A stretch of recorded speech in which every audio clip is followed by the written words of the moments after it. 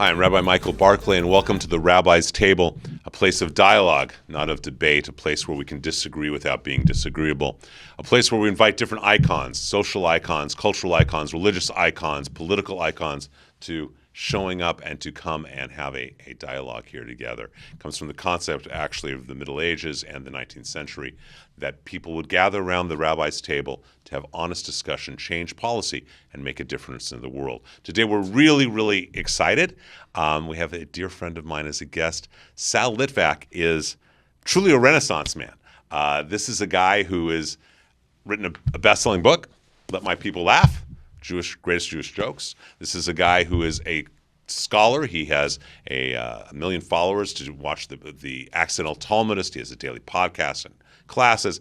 And as or more importantly than anything, he's an expert on firearms and the director of a movie called Guns N' Moses. If you haven't seen it, you should. It's a great, great movie about the need for firearms in our society. And we're going to talk today specifically about not the Second Amendment, but about the religious and spiritual obligation to know how to defend yourself, to be able to use a firearm, know a firearm. And is there an obligation or is there not? Is it forbidden? Is it not? Is religion only about peace, or is this part of peace? So I welcome you to the Rabbi's Table. I'm grateful that you're here, and we're going to have a lot of fun with my friend Sal. If you like what you're seeing and hearing at the Rabbi's Table, I invite you to subscribe and to follow us on any of your podcast mediums, Spotify, iHeart, Apple, whatever it is.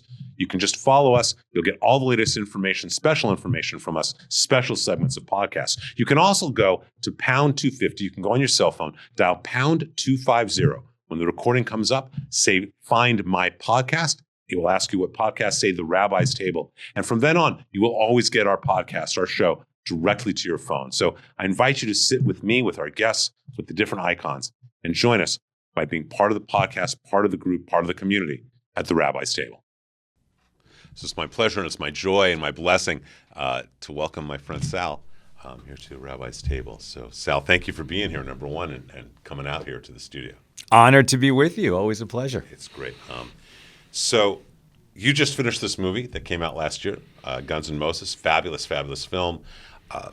Briefly, the synopsis is a temple gets under fire. The rabbi becomes knowledgeable about firearms and defends his congregation and the whole people. There's a whole thriller aspect without revealing it. Is that a simple enough synopsis? It's a mystery thriller starring Mark Feuerstein, Christopher Lloyd, Dermot Mulroney, and Neil McDonough. A rabbi's community comes under a violent attack. They can't catch the killer. The rabbi becomes a detective and a reluctant gunfighter. And as he gets closer to the source of danger and the danger skyrockets, he really has to use that firearm to defend himself, his family, and his community. And that firearms use in our movie is from the real world. So let's go there. So first of all, one of my favorite lines in that movie is when one of the instructors, I think it is, says to him, when someone says they want to kill you, believe them. Yeah. I also love your tagline, may God and your Glock protect you.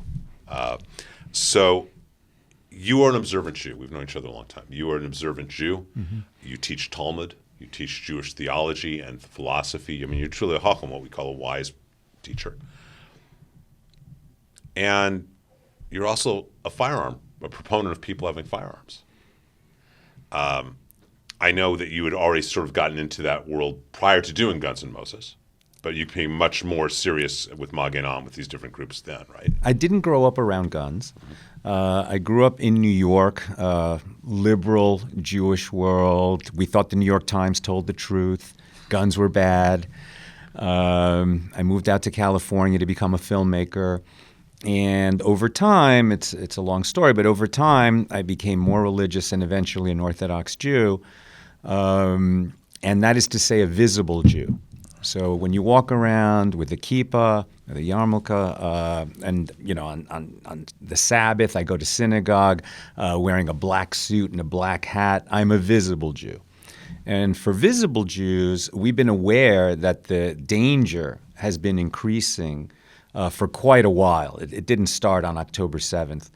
And so in 2019, I joined an organization called Magen Am. In Hebrew, that means Shield of the Nation, founded by a Chabad rabbi, Yossi Elfort, that trains and licenses regular guys like me to be volunteers and to become licensed security guards so that we can carry a firearm to defend our communities. I never owned a gun before that. I only got it in order to join Magen Am. And the training that Yossi puts us through, we have to pass qualifications that are more difficult than FBI agents have to pass. Because something that I think people don't understand is you want to defend your community, you want to defend your home. Buying a gun and putting it in a drawer is not going to do that. Okay, so let's pause for this. So first of all, is Magen Am, which is an amazing organization outside of Los Angeles, do you know? It's growing outside of Los Angeles, but it started in LA. Because I think it's important on a personal level, if someone wants to reach Magen Am and they want to get educated on this, and I want to put this out at the end of the show as well, they can reach Magen Am by going to... There's a website, magenam.com. Okay, I just easily Googled Magen Am I just think it's important. Okay, so we're taught religion is religions of peace. That's what religion is about. Is there a religious obligation, not a physical, is there a religious obligation in these times of anti-Semitism? Is there a religious obligation in these times of hate to carry a firearm and know how to use it? And we're going to assume that you know how to use it. We are not a religion of martyrdom. We are a religion of life. We celebrate life. Amen. And if somebody is coming, the Talmud says, if somebody is coming to kill you, rise up and kill him first. Absolutely right. You have to defend yourself, your community, your family. And if they're coming with weapons and death in their eyes, well, then you're going to have to put up a very strong defense. There's a whole dialogue about bringing a sword into the synagogue in the Talmud as well, right? There's times you can, times you can't. Right. There was a time when weapons were simply fashion. And so if you were wearing it as a matter of fashion, highly questionable. But if you're wearing it as a matter of saving life, completely different question. Right. So do we have the obligation in today's world in 2026? Let's start with Jews. Do you believe that every Jew should be able to know how to use a gun and carry with them? I don't believe that, and I'll tell you why. I don't think that it is the role of every person in any community to carry a weapon because it is a huge responsibility and it carries with it tremendous weight and obligation and the need to train constantly. I don't think it's for everybody. Meir Kahan said every Jew at 22. And I think in any community at all, there are people who are not stable enough, who are not dedicated enough, who aren't going to take it seriously enough, and the weapon is not for them. And who is going to select the people? It's a self-selection. But what I say to people is if you think that you're up for that job, that you are a sheepdog mentality that wants to protect your then step forward because we need more sheepdogs, that's for sure. But that comes with that obligation to train. So you got to have the obligation to train to do this. Let's take a little bit of a step backwards. Right. Not every Jew, not every person you think should have a firearm. Right. But everyone who is capable and has a desire to should. Yes. I remember there's somewhere in the Gemara, if I'm not mistaken, somewhere it says that people who are mentally ill, people who are not qualified, are forbidden from having a weapon. Of course. Right? So it's just common sense. So our laws are fine with that. Right. What about if not a gun? Should every person, is it an obligation of every person who has faith to know how to defend themselves in some way? Is that not a choice, but is it the obligation? I mean, it's funny because there's so many layers of that obligation, right? Let's take a step back. We're talking about it's on theological grounds. Only on theological grounds. So the traditional Jewish response to danger, we learned from our forefather Jacob, Yaakov Avinu. When he was confronted with the reunion after 20 years with his brother Esau, who the last time they were together had vowed to kill Jacob. And now Jacob has heard that Esau is riding toward him with 400 men. It's a big fighting force. What's he coming for with such a force? It must be to kill me after all these years and the grudge that he has harbored all this time. And so Jacob's response is a threefold simultaneous response, and this is the Jewish response to danger. Number one, pray to God for assistance. Amen. Number 2, attempt diplomacy. Jacob sent gifts. Number 3, prepare for war. You have to prepare for war, and you have to do all 3 at the same time. So let's say it again. Number 1, pray. Yeah. Number 2 is to be prepared. No, 2 is attempt diplomacy. To attempt diplomacy. Yes. And number 3 is to prepare for war and really. And so prepare for war, that's going to mean different things to different people. Now, one thing that I can say to everybody, and I say this to my children probably every day of their lives growing up in my house once they had phones, you cannot walk down the street with your face in a phone. You can't be in condition black. Pause, time out. I want to say this again. I want to be really clear on this. We should limit people having phones and using them as prayer Bibles, specifically because if for no other reason, forget about the fact that it's poison, that it destroys our brains, that it's hurting our children, but as a matter of self-defense and because of the craziness of the world, no one. I want to make sure. What do you think? So you can't walk down the street with your face in a phone because you have no situational awareness. That's called condition black. You don't see anything that is around you. You have no baseline of what is normal in your environment, and so there's no way you will detect an anomaly before it hits you. Right? Situational awareness means you have a base level awareness what's going on around you, and so when something anomalous happens, you notice it. So I want to be really, really aware. I just think this is great. I can't wait to tell this to my teenage sons. I think that it's fabulous, and that we need to be situationally aware of everything. We're going to do that, and I want to talk some more about both this, but also talk about other aspects of your life and what you're doing here at the Rabbi's table, and we're just going to do that in just a moment. One of the greatest places that I know of to go to, whether it's for a day, a week, or even a little longer, is a vacation up in Reno, specifically at the Atlantis Resort and Casino in Reno. It's amazing up there, and it's a little gem of Reno that is often just ignored.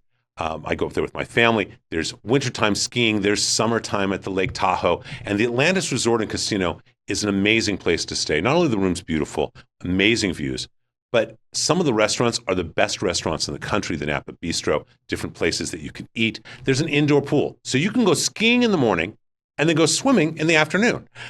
I really want to recommend to you to check out the Atlantis Resort. It's at atlantiscasino.com. That's atlantiscasino.com, ATLANTIS casino.com. It's up in Reno. I promise you, and I've been there, I promise you, you're going to have an amazing time. You won't be able to wait till you get back. Go visit it. Go see Reno. It's the greatest little city in the world. Go have some fun at the Atlantis.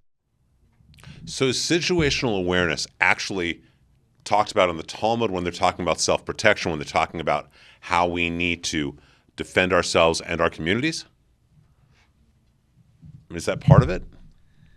Well, we're talking about the traditional Jewish response is threefold. And in terms of the war-like aspect of it, it's to prepare for war. So what does prepare for war mean is going to depend on the individual in question. For all of us, situational awareness, know what's going on so you can detect anomalies. Some of us have to step up and carry a weapon because the enemy has weapons, the enemy has death in its eyes, they want to kill us. The danger level to the Jewish people and to Americans has been rising for some time. The border was completely open for 4 years. We don't know who the hell is here and who means us harm. And the drumbeat of attacks is increasing. So for some people, it means get a weapon. But you can't, as I was saying earlier, get a gun, put it in a drawer, and think that you're going to defend anything. Because when that moment of danger comes, the adrenaline will be pumping.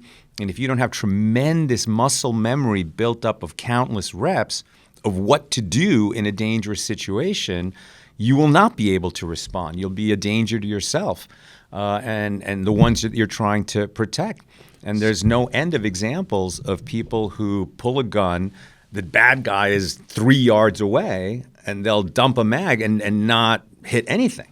I mean, so you because I know you, and you filter all of your life experience like I do through our theology. Yeah. Okay. Everything is through the lens of Torah of all this. So much of this is through Talmud. So let's just take a step back. Sure. Because not everyone understands the Talmud, okay? It is our oral law. It is our oral teaching.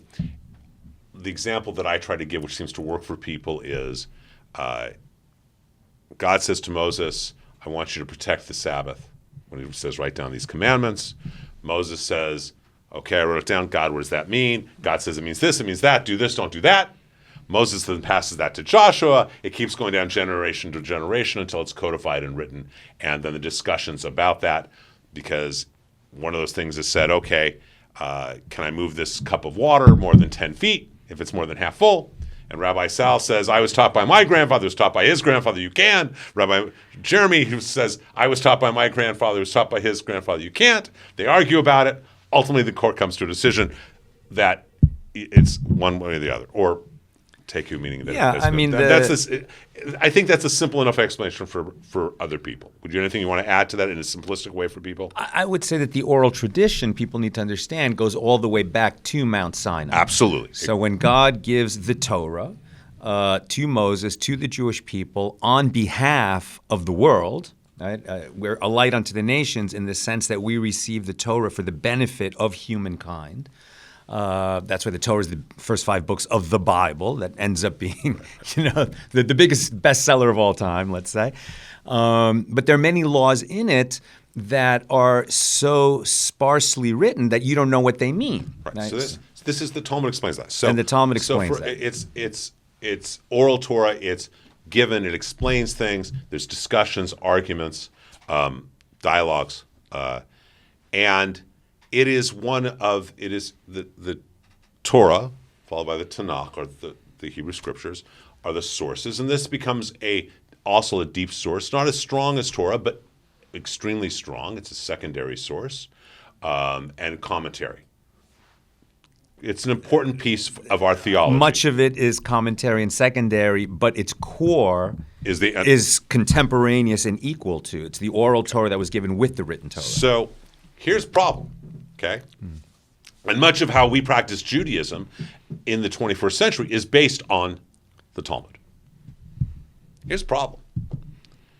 You've got, let me back up. I used to teach at Loyola Marymount. I made it a clear point. I didn't talk about Christian scriptures. I don't know Greek.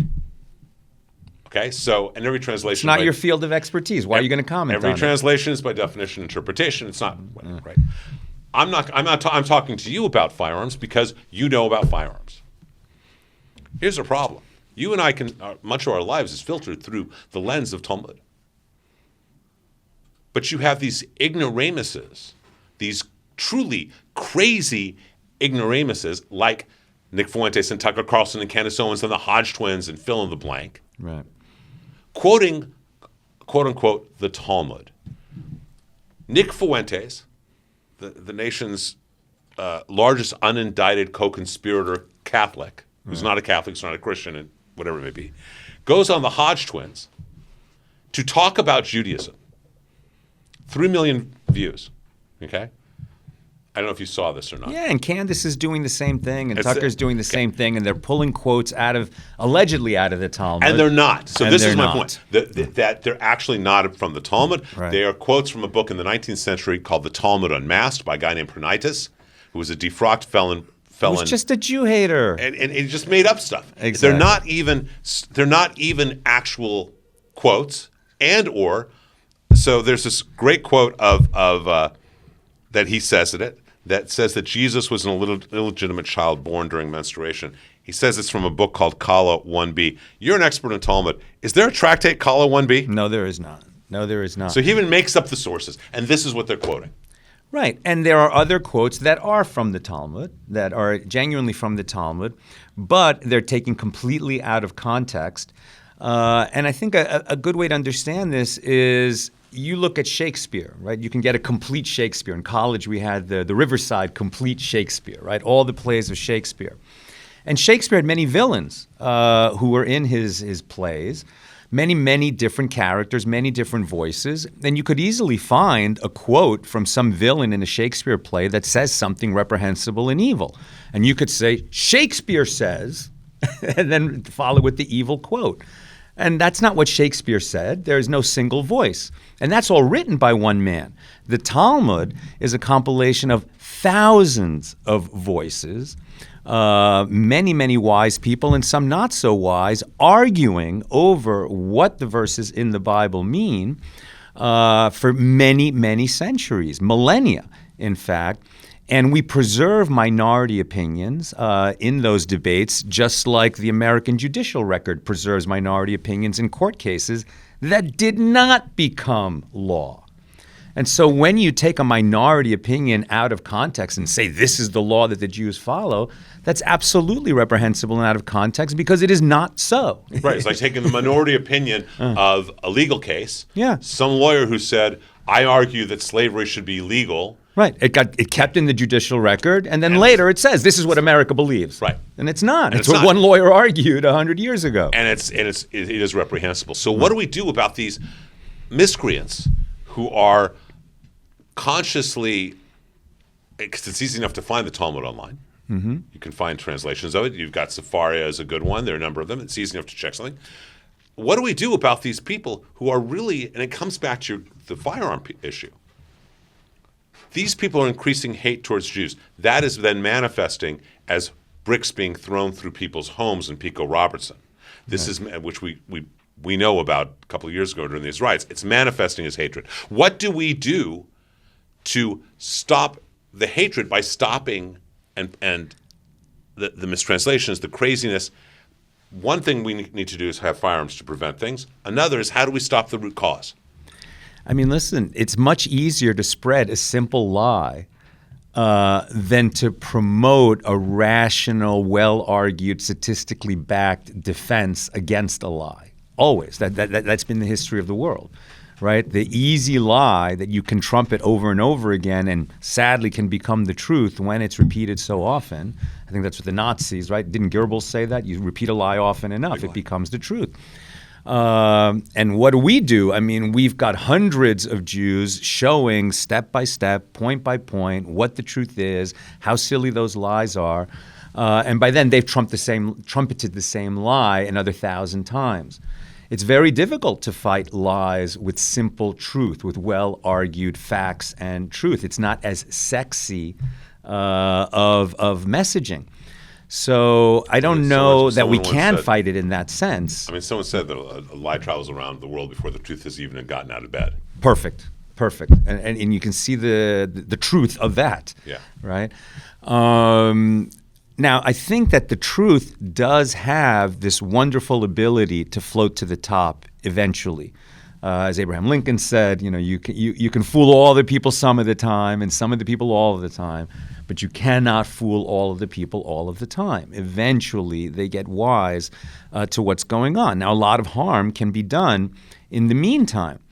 We're not going to have any kind of central Jewish messaging. We're just not that way. There is no Jewish pope. There is no, thank God. There is no head of the Jewish messaging machine for the world, and there never has been. In fact, something that I'm just really thinking about today, I mentioned to you before we went on the air, is that we're just the most divided of peoples, and we always have been, and we always talk about that as our weakness. I'm not sure that it is a weakness. No, we talked about this. I think it's clearly a strength. Yeah. I mentioned, you and I were talking about this exact fact in terms of the rose being compared to the Jewish people. Yeah. That the flower of the rose is the only flower that's held by the 5 leaves of God. And so we're all held in God's hands, and each petal in the rose is separate and distinct. I like the idea of individual as opposed to divisive, right. But it's separate and distinct. But it's individuality. It's individuality. We have always prized and treasured individuality. We are not about assimilation. We are not about becoming all the same. But we are about bringing beauty to the world. We're about bringing beauty. We're about bringing, like a rose, bringing more beauty to the world, to everything around. And so we're going to talk about that beauty with someone who's actually really beautiful. We're going to welcome in Angela Vanderplume to the Rabbi's Table. She comes into every show as well. As we all know, there's been a war going on in Israel for over 2 years. And one of the places that's doing so much healing and so much work is the Bnei Zion Hospital in Haifa in Israel. They're one of the top rehab facilities in the world, and where all of the victims from the north go, and many from other places throughout the country, go up to Bnei Zion in Haifa. They built a nuclear-proof bunker and put a hospital inside of it. They finished that project in July of 23, and then the war started with Hamas terrorizing and kidnapping and killing so many people on October 7th, and it's been horrible since then. Today, we have this war going on with Iran and Hezbollah, where all these wounded are going to Bnei Zion Hospital, and the hospital needs your help. The hospital needs to raise funds so they can provide more facilities. They can provide more medicine, more healing for the many people, Jews, Christians, Catholics, Druze, Muslims, all the people who have been bombed, hurt, injured. We need to help them, and you can make a difference. And I really want to invite you to. Go to healthcareforisrael.org. That's healthcareforisrael.org. Make a donation. I'm a rabbi, but rarely can I say that I've been involved in saving someone's physical life. When I've made donations to this hospital, when I've raised money for the hospital, that money goes directly and saves human lives. Rarely can any of us say that we've done that. I am begging you, I am pleading with you, please go to Healthcare for Israel. Save some lives. Every dollar, every dime that you donate is both tax deductible, but every dime goes straight to the hospital for its good work. Again, that's Healthcare for Israel. Support Israel by doing this. Support Bnei Zion Hospital. Support humanity. And make a difference by healing and saving lives. Each week we have a special section of the Rabbi's Table that is for podcast-only listeners and viewers. The radio show continues on, but this segment is just for you who are listening to this. And so, Sal, we're going to talk extensively more about your movie and about some of the things that are going on. And I think the best way to start that, which we could never do on the radio show, is let's watch the trailer for Guns N' Moses. This attack, this crime against a Jewish community will not go unpunished. Get your hands off my son! Your son's a member of a white nationalist hate group. Isn't the killer in custody? The suspect is in custody. I told him what I found, then he was killed. What did you find? Why you want to play detective? Because no one else is. Are you gonna find who did it and get me out of here? Yes, I am. When your enemy tells you that he wants you dead, believe him.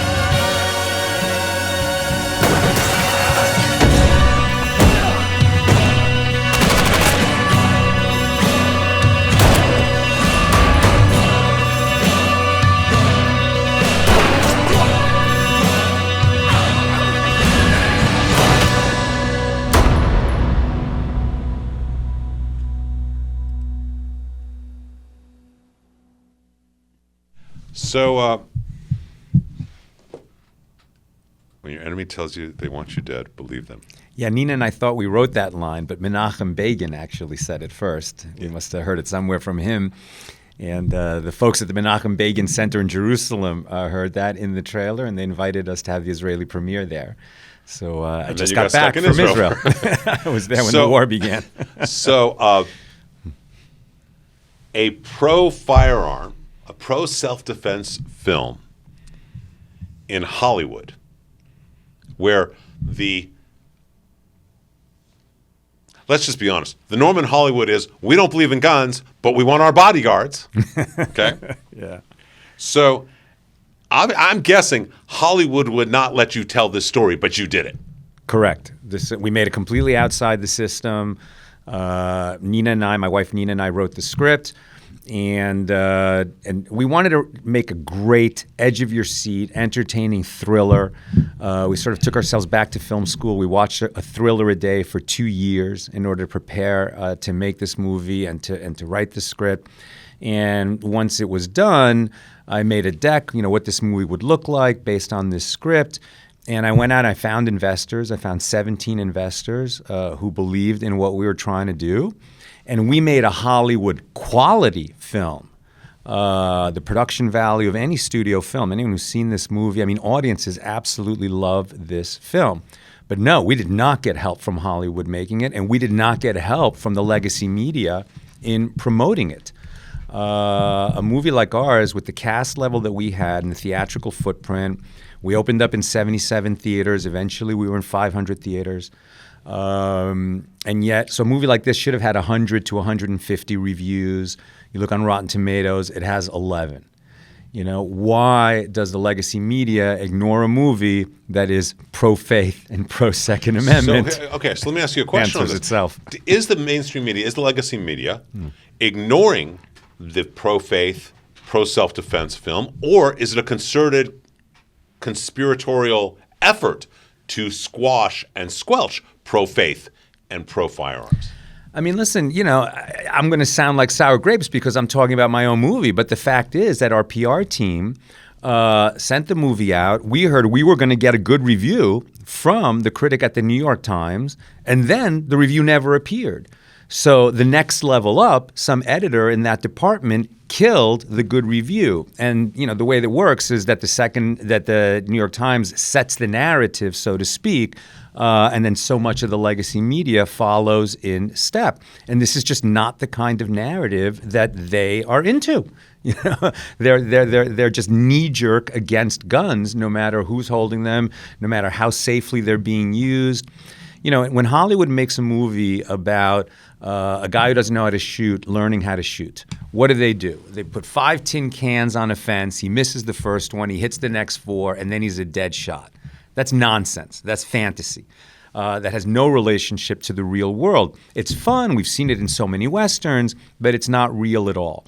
In the real world, you have to go to a range with an instructor and learn and learn and learn. And there's a terminology. Let the bang surprise you. Slow is smooth. Smooth is fast. Sight, picture, trigger press. There's all these concepts that take a lot of time. It's like when you want to learn a martial art. You're a white belt. You're a yellow belt. You're an orange belt. And it's the same thing with firearms. It's a very difficult skill to acquire. And in the movie, we show that kind of training. The rabbi is taught by a veteran of the armed forces how to shoot. And as we've traveled with the movie, you know, so many law enforcement and veterans have seen it and said, thank you for putting real firearms training in a movie, putting it on the screen. Now, that is going to be counter-narrative for the New York Times, the mainstream media, the CNNs of the world. And so, thank God, there's great word of mouth on the movie, but that's why it's so important that I think your audience will really enjoy Guns N' Moses. Hey, look, check it out. It's okay to it's on Amazon Prime right now. It's okay to do a shameless plug. It's absolutely okay to do the shameless plug. I think it's important, actually. And you know, I was at the premiere of the film that you did over the Saban, and we had a bunch of Magi and Am guys, the size of gorillas, who were sitting there and as you know, as the security force, and it may have fabulous. been the only film premiere ever in which the director was on stage carrying a gun. Well, I don't know. Does Clint carry? Clint Eastwood might have too. Maybe Clint. Maybe So, Chuck Norris. I think it's a really it's important to see. I think it's also really important to understand that Hollywood tries to squash this. Yeah. There are a lot of people of faith who want to watch movies, who want to see movies. What can they do? If they want to make it, if they want to, you know, my belief is if someone really wants to do something, you should go for it. But if they want to see these kind of films, where's some other outlets that they can see this at? I mean, what's interesting is I think that we're in a new golden age. There's a decentralization of the filmmaking machinery. It's not only the Hollywood studios that are able to make movies. You've got a place like Angel Studios that's doing a great job. It used to be that, you know, sort of faith-based movies were cheesy. They were bad. They didn't have good cast. They didn't have good writing. They didn't have good production value. Now we're in a new age where there are movies with values, traditional values, whether it's faith-based or just tradition, but that people who feel like Hollywood hasn't been speaking to them for a long time, they can find movies that will appeal to them. So I highly encourage you to watch a movie like Guns N' Moses. Neil McDonough, who starred in our movie, also had a movie last year called The Last Rodeo. That's a very fine film. I got to tell you, I'm not a Christian, but I saw a movie called Jesus Revolution. Made me cry. It was amazing. Starring Jonathan You and I have a Rumi. lot more and I think we need to point this out and remember this. You and I have a lot more in common with a devout Christian than we do with a secular leftist Jew. Yeah, it's true. There's a truth to it. It's true. And I think that's an important thing to remind everyone about. Yeah. The people of faith, we may pray differently, but we pray with God. Exactly. And we play in community. So we're going to go back to the radio portion, but everyone does need to see Guns N' Moses. There is also gunsandmoses.com. Gunsandmosesmovie.com. Oh, I'm sorry, gunsandmosesmovie.com. Yeah. And may God and your Glock protect you. Which says it all. It does say it all. God first, but you have a personal responsibility Absolutely. as well. Which we're going to talk a little bit more as we go back to the radio portion and the rest of this podcast with Angela. I've been blessed to travel all over the world. I have to be honest. One of my favorite places to go, especially with my family, is up to Reno, and specifically up to the Atlantis Resort up in Reno. It is beautiful. It's an amazing hotel, amazing restaurants. Reno's this fabulous little city. It really is the biggest little city in the world. You can go in the spring or the summer to Lake Tahoe. You can ski in the winter. Everything is up there. And I want to recommend that you go to Atlantis Casino and Resort. Go atlantiscasino.com, ATLANTIS, casino.com. Make your reservation. Spend a couple of days or a week up there. I promise you'll be happy about it. I know that I always am whenever we go up. So Angela's joining us right now remotely.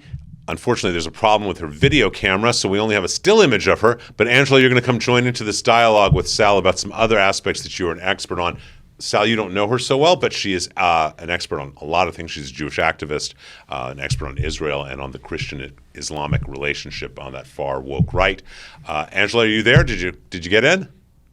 Hi, guys. So sorry for the technical difficulties here, but yes, I am here. Okay, great. So, Sal, Angela, Sal, let's talk about this for a minute. Firearms, Sal. There's a religious obligation to defend ourselves against criminals, against thieves, against murderers. Against danger. What if that danger is coming from our own government? Does that enter into the dialogue at all from a Talmudic place? I mean, that's interesting. Really, the Talmud talks about the threat to life. Now, can the threat to life come from your own government? I mean, in Iran, we're watching that in real time. In January, people rose up to try to protest their government, and 30,000 of them were butchered by really one of the most despotic and evil regimes of the last half century, which is how long they've been in charge of a country that they colonized and have kept their thumb. They're the boot on the neck of the great Persian people. And now we're all hoping they can get their country back. So given that, Angela, we've talked before about the issue that in this country, there's this woke right alliance of pro-Islam and crazy Christian, a la Dick Fuentes, Candace Tucker, that kind of thing. Can you just, in 10 seconds, explain that alliance in our nation? In our nation. So actually, it just came out today, and I'll speak a little bit on this. It turns out, according to a 2025 report, that 90% of the accounts boosting Nick Fuentes' account not only were anonymous, but roughly half of his retweeters come from Pakistan, Nigeria, Malaysia, and Indonesia. Wow. Okay, then explain. So it is an attack on our country. That's what it is. Correct. And they're propagandizing, America's youth, because that's Nick Fuentes' main audience.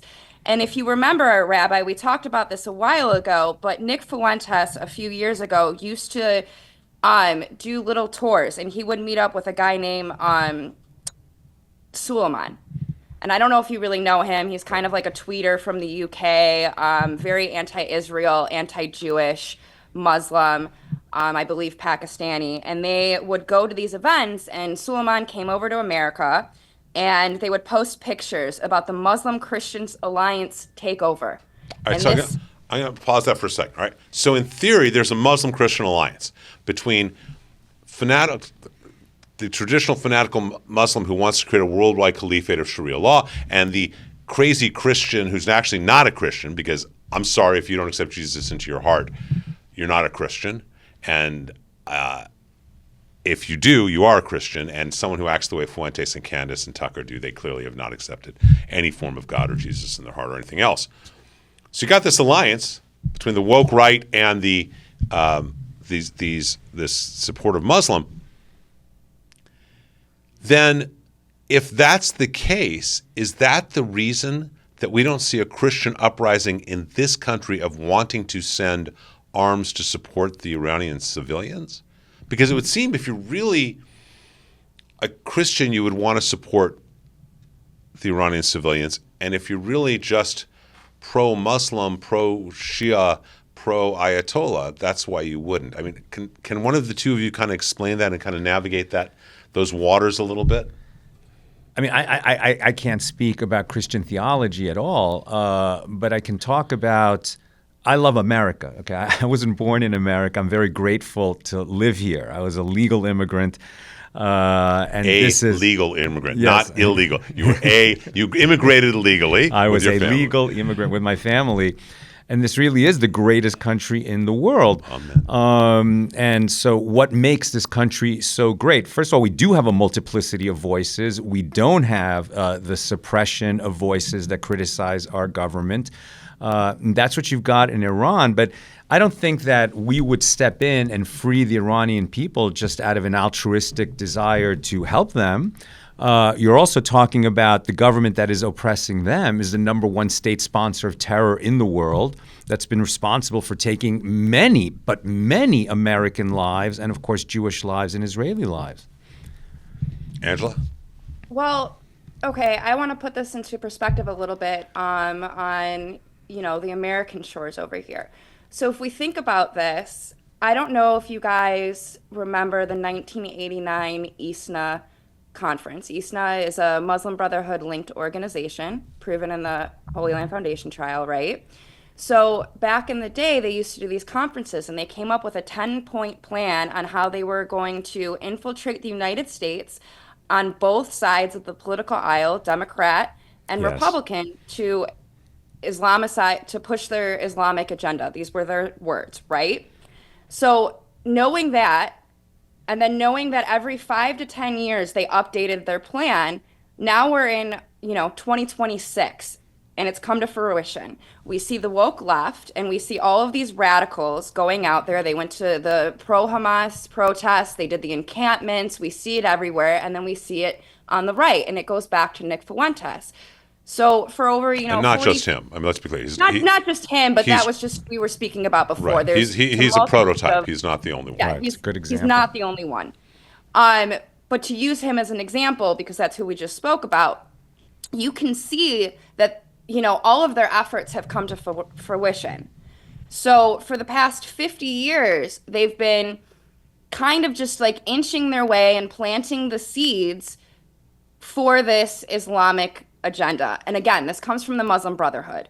So for 50 years, they'll knock on doors, they'll become friends with people, they'll give you handshakes, and then they'll start infiltrating movements. So this, Muslim-Christian alliance isn't a real Muslim-Christian alliance. Nick calls himself a Catholic. I call him a Catholic TM. We trademark it because it's not really Catholicism. And it's getting more and more interesting with all of these organizations. And then you have, the regular American population who either A, doesn't pay attention, or B, falls for the propaganda. Well, look what happened in New York. And they've got Correct. the mayor of New York doing Islamic prayers with hundreds of Islamic fanatics. Which they in must public be prayers. looking at as a massive win for what they're trying to do. And look how these things play out. I mean, just look at Iran for a second. When they took over Iran in 1979, that was with the help of young, idealistic students who were told this is going to be a socialist revolution against the corporate interests promoted by the king, by the Shah. And as soon as they got into power, any students who said, well, now let's do some socialism, they were either, put down or killed. And it became an absolute oppressive, tyrannical Islamist regime that just used the useful idiots of the socialist kids to get power. And that's the same playbook that they're trying to use here, right? And they're using the useful successfully. idiots, exactly. They're using it very successfully. And Sal, you've talked about the fact, we were talking about it earlier, that Judaism is about individuality and coming together as a collective, but as it is about individual, that America is the same way, but that socialism, Marxism, Islam are the exact opposite. Yeah. And rather than about individual rights, they're very much about the collective. You know, in some ways, I guess we could say that it's about the Borg versus the Starfleet. Would that be? I mean, right. You could just look at a prayer service, all right? Again, I can't speak about Islam and how it functions, but the imagery that I see, they seem to be happiest. I just saw a video of Washington Square Park, where I spent so many hours when I was at law school in New York, completely taken over by the call to prayer, a Muslim prayer service, everybody bowing and kneeling in unison. A Jewish prayer service, if you get 10 people saying the same word at the same time, it's incredible. We're all about individuality and arguing with each other, but in that argumentation and meritocracy, we argue so much with each other that any ideas that survive in that crucible rise to the top because of their merit, right? Whereas these movements that are built on just having huge numbers of people saying the same things, going with the talking points, bowing and genuflecting at the same time, they can take on the appearance of a massive, overwhelming movement. And yet, when you actually challenge them, when you stick up to that bully, the cracks that are always there, the lowest common denominator that's keeping them together won't stand up to the pressure. And so that's why in this war, everyone was so afraid of Iran for so long. And when the U.S. Army and the IDF went in and actually challenged them, I mean, in days, the entire Air Force was gone, the entire Navy's gone. They're still firing missiles because they have a stockpile, but the missile factories have been wrecked. I mean, we're really defanging this tiger, thank God, and I hope that we will have the will to finish the job. Well, and I think our point, Judaism and America are both very much about individuals and individual rights. And if they'd had these individual rights, if they'd had firearms, it's about the people of Iran. The people of Iran, yeah. You wouldn't have this problem. And this Christian-Islamic alliance, this fake Christian alliance, this propaganda, whatever the right word, Angela, you determined to use, it's really not about individual rights at all, is it, Angela? In fact, no, Nick Fuentes has said he admires Hitler. He admires the goose step. He likes the Zig Heil. It's not the individual rights that many people can view the same or view things and disagree. It's more about we all have to be in lockstep. Is that pretty accurate? Yes, I mean, let's look at history. Hitler had his own Arab SS faction whose sole purpose was to annihilate the Jews, right? We can go back to Iran. Just as Sal said, they worked together. So you had the Islamists and you had the communists, and they were working together to overthrow the Shah. And then what happened at the end of the day? Well, anyone who wasn't an Islamist was brutally murdered. They kidnapped American servicemen. And it was, listen, America helped them. Jimmy Carter's legacy, to put it lightly, helped them. So we understand that, and we are coming up to a time frame with Sal, and I have two questions for you, Sal. Sure. Number one, most people think all religion is about peace. Okay, we know ideally Judaism says you got to defend yourself. 10 seconds. Is Judaism about peace? It is our highest value because peace is something that unless everybody has it, nobody has it. But the work of creating peace is not necessarily peaceful. I mean, you're going to have to use the tool for the job. I think that's a great enemy's way. coming at you with violence. And we're very clear that the goal of war for us is never victory, it's peace. Yeah. We have a whole Torah portion based on that. Mm-hmm. The other question I have, and I ask this of everyone who ever comes on the show or anyone that I interact with. 1, 2 lines. Sal Litvak's neshama, your soul, in 1 line or 2 lines. your gift to the world in terms of the expression of your soul. One line that really says who you are. You know, the first commandment in the Bible is to be fruitful and multiply. And we usually think that that means have children. But in fact, if it only meant have children, it would suffice to say multiply. Be fruitful means fulfill your mission in this world. Keep asking, may you why always am I fulfill here? your mission. Hazaka Baruch, may you be strong and may you be blessed. Thank you, Angela. Thank you, Sal. Thank you so much for being at this part of the Rabbi's Table as we continue with even more. If you like this podcast of the Rabbi's Table, I invite you to go to crntalk.com. There you'll be able to see all sorts of host shows, from food shows, entertainment shows, political shows. Go check out the podcast. Go check out the digital radio. That's crntalk.com. You're going to find great entertainment, great information. You'll find the Rabbi's Table there and a lot of other great surprises. We just spent time with Sal Litvak talking about self-defense, the need for firearms. Do we really need it? To be a sheepdog, not a sheep or a wolf. There's a story many of us know that I think is applicable. The story goes that there was a flood and David was in the home and there was a flood going through and people came by and said, you got to get out of the house, there's a flood. He said, God will protect me. He went up to the second floor. Boats came by saying, David, get out, come, be rescued. He said, God will save me, God will protect me. He got to the top of his roof. The helicopters are coming by. They say, get up so we can rescue you. He says, God will save and protect me. Needless to say, the flood continued and he drowned and he died. He got up to the pearly gates. He got up to heaven where he said, I don't understand. He said to the angels there, he said to St. Peter, I don't understand. I had faith in God and that I died. They looked at him and said, who do you think sent the car and the boat and the helicopter? It's our responsibility to be in partnership with God, not to think that God's going to suddenly fix everything and make us safe. You're not going to win the lottery if you don't buy at least one ticket, right? You got to sit there and realize God wants us to be partners. My prayer for all of us all the time is that we are those kind of partners, that we have faith in God, but we combine it with our own action. I have faith in God. I have firearms. Israel has faith in God, yet we also have the Iron Dome, which is a manifestation of God's love. It is so important for all of us to combine in every moment of our life faith and action. Together that will conquer fear. Together that will bring more dialogue, that will bring more peace. It'll bring God's plans into the world in every way, shape, and form. I thank you for being here at the Rabbi's Table. I invite you to join us next week. We're going to have some more fun, some more guests, some more icons. A place of dialogue, not debate. Thank you for being at the table. Shalom.